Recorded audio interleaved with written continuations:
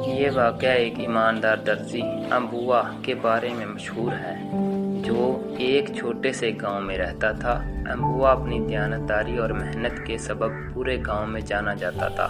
وہ ہمیشہ کمزوروں کا سہارا بنتا اور کبھی کسی سے جھوٹ نہ بولتا۔ ایک دن ایک امیر تاجر شہر سے گزرتے ہوئے اس کی دکان پر آیا۔ تاجر نے امبوا سے کہا، میرے لیے یہ قیمتی کپڑا سی دو، اگر پسند آیا تو بڑا انعام دوں گا۔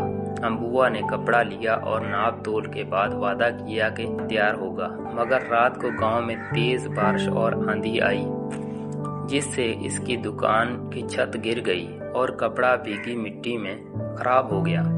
صبح جب تاجر آیا تو امبوا نے سچائی سے سارا حال بتایا۔ تاجر نے حیرت سے پوچھا، تو نے نیا کپڑا خرید کر کیوں نہیں دیا؟ میں تو کچھ جان نہ پاتا۔ امبوا مسکرا کر بولا، میں انسانوں کو نہیں بلکہ اپنے رب کو جواب دیتا ہوں۔ تاجر اس کے ایماندار رویے سے بہت متاثر ہوا۔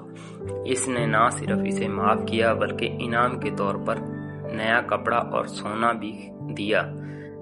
گاؤں کے لوگ کہتے ہیں اس دن کے بعد امبوا کی دکان ہمیشہ برکت سے بھری رہی۔ اس کی دیانتداری سب کے لیے مثال بن گئی۔ سچائی وقتی نقصان دے سکتی ہے مگر آخر کار وہی انسان کو عزت، رزق اور سکون دیتی ہے۔ اگر یہ ویڈیو اچھی لگی ہو تو چینل کو لائک، شیئر اور سبسکرائب کرنا نہ بھولیں۔